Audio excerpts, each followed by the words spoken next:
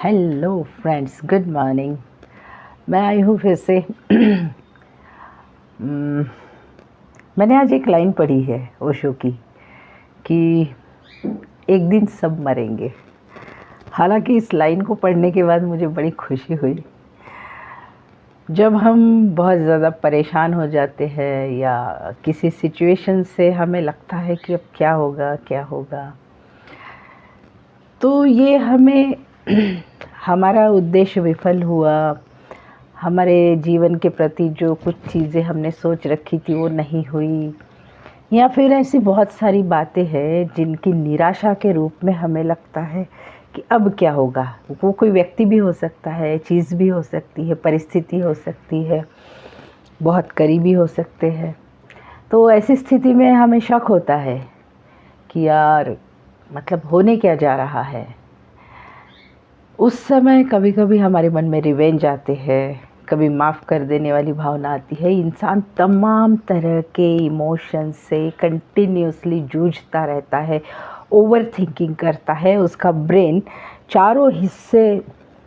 चारों में 3 हिस्से तो भी पूरी तरह भरे होते हैं इन चीज़ों से, और एक हिस्सा होता है जो रूटीन वर्क के लिए बहुत मजबूरी में एम्प्टी कह सकते हो या उसके लिए यूज़ होता है।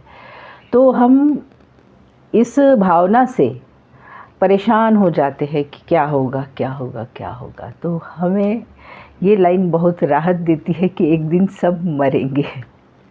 अगर हमें परेशान करने वाली सिचुएशन, व्यक्ति, कुछ भी अगर है तो एक दिन उसे भी ख़त्म होना है।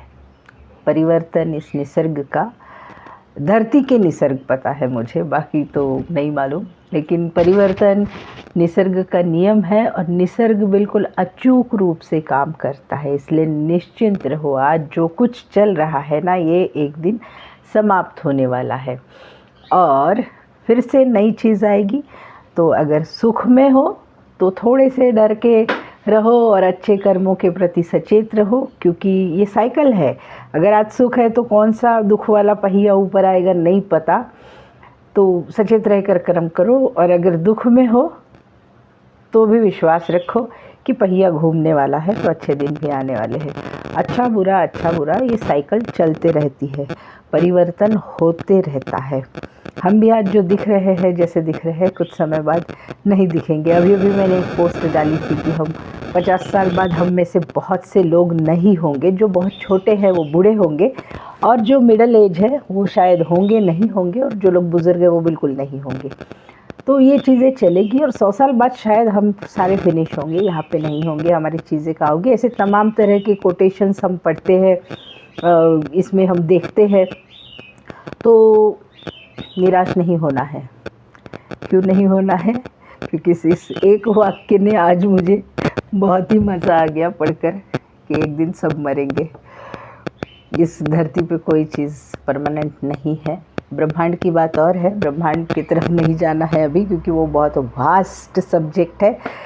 धरती पर हर चीज़, हर व्यक्ति, हर वस्तु धीरे धीरे ख़त्म हो रही है, और एक दिन हम भी, हमें लगता है कि हम याद किए जाएंगे। ये हो, हम कोई हिस्ट्री थोड़ी है, हम कोई राजा महाराजा, कोई तोप नहीं है जो हमारे पुतले लगाए जाएंगे, हमें याद रखा जाएगा। ना, 2-3 पीढ़ियों बाद ही लोग हमारा नाम भूल जाएंगे। और इस तरह से खुद को याद रखने के चक्कर में हम लोग बहुत कुछ कर जाते हैं। मगर मैं सोचती हूँ कि एक नॉर्मल लाइफ को भी ढंग से लीड किया जाए और तुम संतुष्ट हो के जियो।